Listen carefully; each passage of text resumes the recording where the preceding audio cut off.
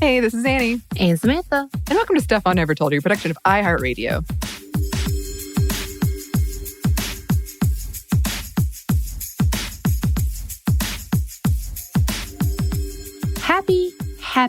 Happy hour, Anney. To you as well, I believe. As this comes out, if you're listening to it the day it comes out, it is Earth Day. So, Happy Earth Day. Happy Earth Day. However, we're recording it on a 420. Yes. So happy 420, everyone, as well. A lot of things happening this week. There's so many things. I feel like April and May just get crammed full of stuff. Yes, it is true. It's true. Especially with everybody like, I'm vaxxed. Which, by the way, I had to look up that term to make sure, because I tweeted something about it. Oh. And then I was like, oh, is this bad? What does this mean? So it essentially was like, you're sexy because you're vaxxed. But you're vaccinated. I was like, I can handle that. I really thought it just meant you got vaccination. Well, like I was hoping that too. I think that kind of, but like I started getting real nervous. I was like, wait, is this the term that I don't want to be using? What's happening? Yes. But according to UrbanDictionary.com, not a sponsor. You sexy because you got vaccinated. I like it, to be fair. Yes. And today we are sipping on a lovely, lovely beer from Dovetail Brewery. So I'm going to go ahead and open it for those who do not like ASMR. This is me opening it, so you may want to like click 10 seconds in. Yes. I just got some beer on my mic. We are the most professional. We are. What's so funny, though, Anney opened her beer before we started, and yes, she splashed it all over herself, and I was so sad that we did not have that on mic. Because I had asked if I should do it on mic. Right. And you were like, no, it's good. So there's a missing listeners out there. You could have had a very embarrassing beer opening from me. The face, their facial expression, as well as just the giving up, the whole throwing of the hands up into the air was quite a delight to see on this end. But you're like, I smell like beer. And I was like, well, could be worse. It's true. I'm glad I at least gave you a delight. You did. As a reminder, we are not sponsored. Nope. FYI, Dovetail Brewery came through our friend Jason at Orpheus, who connected us with their brewer, Jenny, or JP, according to her bio, at Dovetail Brewery in Chicago, Illinois. And apparently, I think they have expanded up to Wisconsin. So if you need some of their delicious beers, their site is pretty fun as well. But shout out to both of them. And thank you very much. And by the way, I am drinking the Kolsch beer from Dovetail Brewery. Mm-hmm. And you, Anney? Yes, I am drinking the Vienna-style lager, which I love a good lager. As always, drink responsibly if you choose to do so. You don't have to. Right. We just want you to have a happy time with us. Yeah, so we just want you to share and sit with us as we go on our little tangents, because we love our tangents, and this is a little less organized than our other tangents, I will say that. Organized tangents. And just what we wanted to talk a little bit about today, but about the beer industry, is about having the Cicerone certification, and I'll explain what that is in a minute, but kind of go ahead and get into our beers. Anney and I actually tried the Kolsch previously, and I actually tried the Vienna Lager previously because they hooked us up with some of the tasty beers. But this one is really nice. It's a good summer beer, I think, for me, because it's very fruity, but at the same time, very crisp. When I think of beer, a Kolsch or a Helles or a lager are what usually my mind goes to. Because, IPAs are amazing and everything, but that's not the first thing I ever thought of as beer. I always thought of the lager, Budweiser. You know what I mean? Right. And not at all. This is not a Budweiser at all. It is better quality than a Budweiser. We'll say that. But it has that lager. It has that nice heft of malt to it. And as they described it, it is a happy beer. Sessionable. And yes, sessionable. I love a good sessionable beer. Makes you want to have a glass after glass. I would not recommend it, but definitely a glass. Fruity, floral, and crisp. And I think that is definitely the type of beer that I am drinking. I feel like this is also one that I could have with a hamburger and be very happy with. Ooh, beer and hamburger. I'm kind of similar in that when I think of beer, I usually think of lagers, and that's because my mom, who did introduced me to beer. That's what she drinks. And actually, as my mom and I are really good friends, and as I've become more adventurous, I've been sharing, like, I think you'll like this, Mom, or I think you'll like this lager. And she is just one of those people that's so delightful when she likes things. Like, she's almost so surprised, like, oh, this is so good. And then she wants to like get it at the restaurant, and she's so happy she can find it on a menu. And Yeah. so I do have like a really positive experience with lagers. And actually, if any listener has a connection to the Tofino Brewery in Canada, I've been trying to get that lager forever. I don't even know if it's still open. It might not be, but she loved it. And I always am like, every Mother's Day or every birthday, I try to find a way to get it. Oh, So far, no luck. But any hookups, let me know. This is a very, very lovely. Let me take a sip. Yeah, as you know, I'm terrible at describing things. So it's very lovely. And it's got like, sometimes with beers that are really hoppy, you can feel that bitterness coming for you, right? And I feel like this has that, but then it like is malty. Like there's a malty finish that just melds it together. So it's almost like you think it's going to be bitter, but it's really not. It's quite refreshing. So according to their definition, it is copper in color with a warm malty character. It's made with 100% Vienna malt and Styrian, I hope I'm saying that correctly, Golding hops. Rich, caramel toned, inviting. I love descriptions like that. Yeah. This to me is definitely like an after dinner beer. When I had it, I was like, oh yeah, because it's malty on its own. So it had a little bit of a nutty-ish type of taste to it. And I love that in itself. I used to love a good like dark lager, a dark ale. And this is a little more darker, but of course the hops bring it back. Yeah. This is what I remembered. It's been a minute since I drank it. But today we are talking a little bit about the system of Cicerone, which the reason I wanted to talk about it is, again, Jenny or JP, who is the brewer who sent us this, shout out, thank you very much, from Dovetail, is actually a senior exam manager for Cicerone. So she had to go through all of these qualifications. And for those of you who may not know, Cicerone is a sort of a beer sommelier. That's a good description for it, meaning it's a program or courses that can be used by the beer industry as someone who is knowledgeable and possesses current understanding of the beer standards, quality, and then some. This kind of lends to the idea that people who have studied are certified are experts, much like a sommelier. And according to their site, it, quote, designates hospitality professionals with proven experience in selecting, acquiring, and serving today's wide range of beers. To claim the title of Cicerone, one must earn the trademark title of Certified Cicerone or hold higher certifications as Advanced Cicerone or Master Cicerone. And they actually have a whole like site that you can look people up. And those with a basic level of expertise gain recognition by earning the first level title of Certified Beer Server. So according to their site as well, there are more than 125,000 certified people worldwide, which is not really a big number when you kind of think of how many people are in the world, A, and how much beer there is in the world, B. And even the growing number of breweries that's happening in the United States, there's been some and then some around the world. We know this. So even though that seems like a big number, to me, I don't think that's a huge number in comparison to. So Anney, you said that you had not heard of this at all. And I guess because I've like I said, I was in the beer industry for a little while. It was common knowledge to know what this was. And my personal experience, we actually at Orpheus tried to have Saturday classes in order to study for the Cicerone certification. Now, it was just for the beer server because it is intense and it is fairly expensive.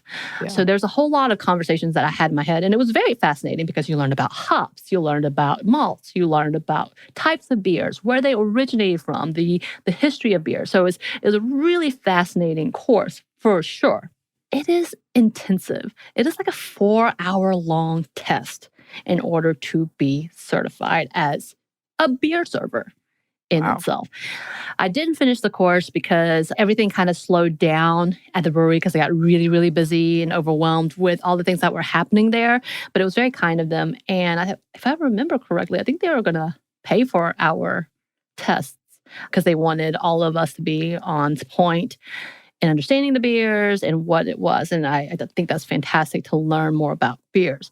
Now, I have a conversation in my head going back and forth because we know that there is this whole level of back and forth when it comes to standardized testing. Yeah. And to me, this was kind of one of those level of things. How well do you do in standardized? Well, not to brag, but very well. I know that argument's been made a lot in the United States that we teach students to take tests. We don't actually teach students. I feel like I was really, really good at taking tests. Yeah. Also smart, but also you were very smart. Yes. You were very smart. I agree. Thank you. Yeah, for myself, I remember, because a part of this is there's a level of anxiety when it comes to testing, the level of over-preparedness, not resting, all of these things. I remember I had a fellow student who was an A and then some. Like her GPA was beyond mine. I outdid her in SATs. I outdid her the ACTs. She did so horribly that she had to redo it like 3 different times. Yeah. This has nothing to do with her ability to learn or what she knew. Like she was beyond intelligent. She just could not take a standardized test. The level of anxiety to perform like that was too much for her. And for me, it helped me get into college. Not that my GPA was not bad, but just in general, like the scholarships you get, this merit level of ideas. And then again, standardized tests cost money. Yep. So who can repeatedly take the test? And if you want courses, holy crap. Taking courses costs so much money. This is an obvious systemic level of separating those who can afford things versus those who can do things, right? And not to, say anything to those who do well in these tests. That's wonderful. But there is something wrong with this type of system that literally paves a path for you about whether or not you get money to be able to go to college. That's the whole level of absurdity in itself. To me. Yeah. When I lived in China, I taught a bunch of things, but I did teach a class on how to basically get into a college in the United States. And it was like an optional class, but I could tell that everyone there had access to a lot more resources. And that just was how it was. Like those are the people taking that class. And on top of that, there is, the like books that you can buy about how to ace the ACT or the SAT and the classes, and just the idea that mindset existed. I mean, obviously in China, where there were students or their families that wanted these students to get into colleges in the United States. Right. So I worked from 13 on, essentially, trying to get whatever I could, because my family was not the wealthiest. They provided everything they could for me, but they had 4 children and then some. And so we had to do any extracurricular stuff, anything, a car and all of that was going to be on us. For me, I remember buying an SAT and ACT computer program that cost, I think, $100 that I paid out of my own money, and it did benefit me. So I feel like those type of things, like not everyone can get that. Yeah. Not everyone has a computer. I'm trying to remember where I got that computer. Yeah, and if I'm remembering correctly, it was the SATs, at least, were like Saturday morning. Yeah. And they were like 4 to 6 hours. You had to schedule it yourself if no one else wanted to help you. Yeah.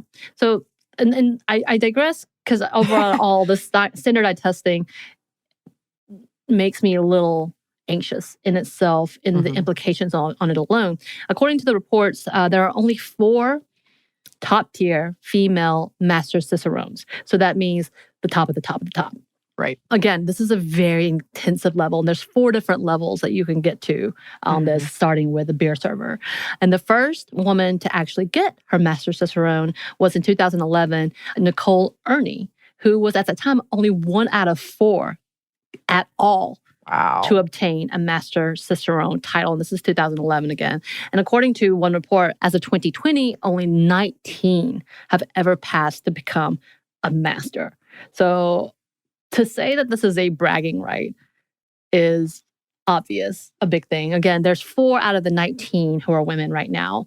JP, she's getting up there, so maybe we'll hear a report about her soon enough. If you go to any of her social media, she knows her stuff. She's a good person to watch about brewing, about hops, about fermentation, all of that. But I find it fascinating in this industry how the top of the top is so hard to get to. And I guess we can talk about that in the sommelier. I haven't looked at that statistic yet.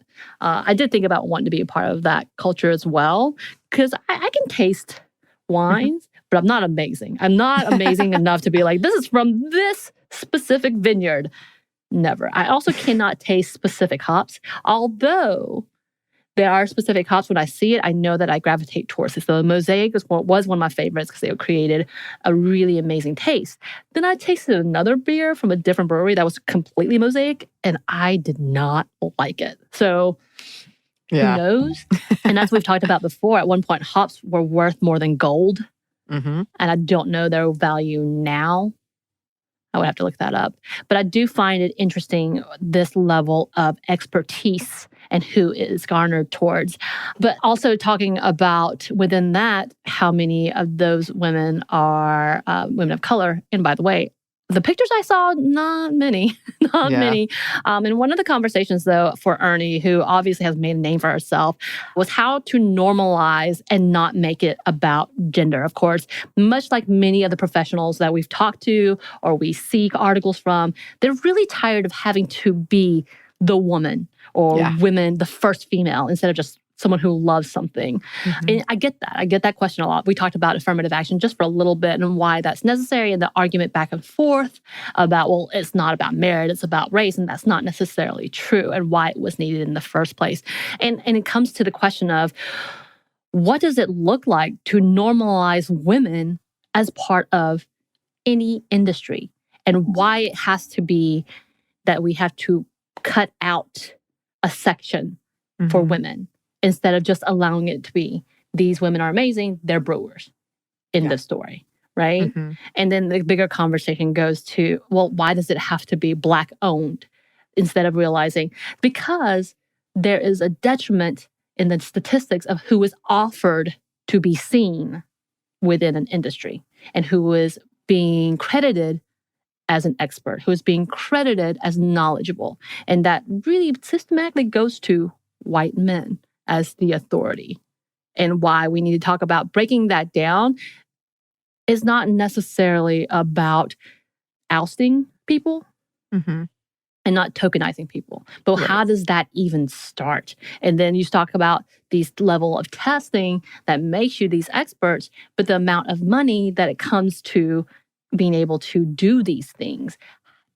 I don't even know if people, again, you didn't know what it was. I didn't know what it was until I started in the beer industry. And I guess if you go in, people will tell you that's great, but what if no one's willing to tell you because they're not willing to give you a chance because you're a woman, or they're not willing to give you a chance because you're a person of color, or any of those conversations that we need to have. And of course, there's a lot of lip service, but is it changing? Right. I know within the Pink Boot Society, which is a very female-centric, trying to get more women involved in the loving craft of brewery and brewing, because there are so many women who love brewing and can understand this. And again, brewing started as a women's thing. Yep. Till men figured out they could make money.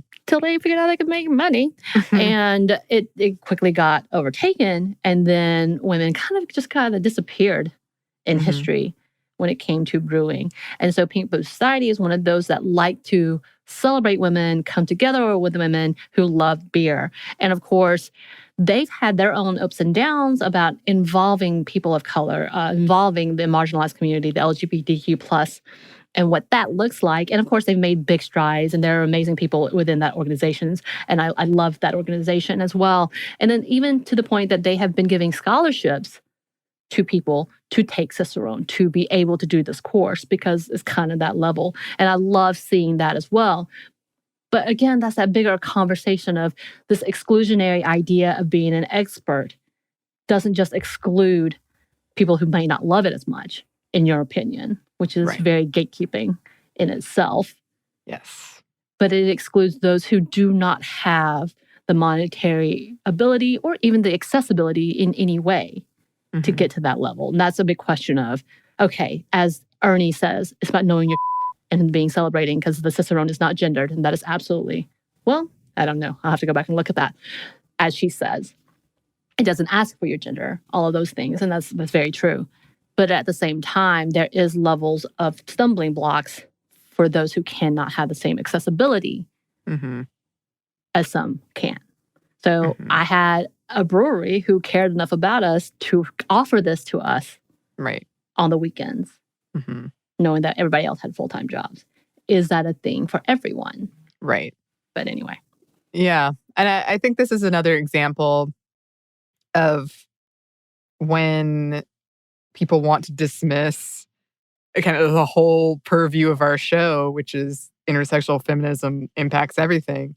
Like the fact that there's only, 4 women that have reached this top level, but the 50% of the population, and they drink beer, like that's, you have to ask yourself why. At a certain point, you've got to ask why. And there are just, you can't isolate it to one thing. There's issues of all kinds of things around that and why that is.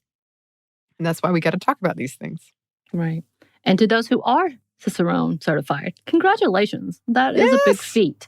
The amount of documents that we had just doing 3 lessons was wow. And again, shout out to things like Pink's Boot Society, to I'm following a Craft Women Connection for breweries who offer scholarships to advance people who want to do this. Shout out to that. Shout out to Orpheus, who tried to offer that to us before the pandemic and everything fell apart. Like those are things that need to be happening, and we need to talk about why it's not being as accessible, as inclusive as the few. Yes. Well, I don't know if you know this about me, Samantha. Here's my claim to fame in the alcohol world. Well, I have more than one, but here's the one I want to talk about. I was knighted secondhand, so I'm a dame, because I managed to be a brewer for like half a minute. I did it one time in front of somebody who'd been knighted. Nice. And he knighted me. And therefore, you have been disrespecting me this whole time. Can they do that? They can give you, it's a very long title. So I'm not like official, but I'm official. And I have the video. I don't know. I'll ask him. He gave me a cigar. I have it. I still have it. Like, I don't know what to do with this. Anyway, that's my claim to fame. You can find the video on YouTube. I will say it took me 6 tries, but I did do it. Those scare me. When people do that, I'm like, oh my God, someone's going to lose fingers, a head, something. I was very intimidated. I'm very clumsy, as you know. I'm very easily startled. It worked out fine. Nice. Fine. Perhaps we'll revisit that. I would love to know how many female brewers there are out there. But all right, cheers. Cheers, everyone. Yes. Let's fix these problems. Yeah. No? Okay. Let's do it. Let's get to work. And we would love to hear any suggestions from you listeners about creators we should spotlight in these happy hours, or any cocktails you've created, alcoholic or not. And you can send those to us. Our email is stuffmediamomstuff@iheartmedia.com. You can find us on Twitter at MomStuffPodcast or on Instagram at Stuff I Never Told You. Thanks as always to our super producer, Christina. Thank you, Christina. And thanks to you for listening. Stuff I Never Told You is a production of iHeartRadio. For more podcasts from iHeartRadio, visit the iHeartRadio app, Apple Podcasts, or wherever you listen to your favorite shows.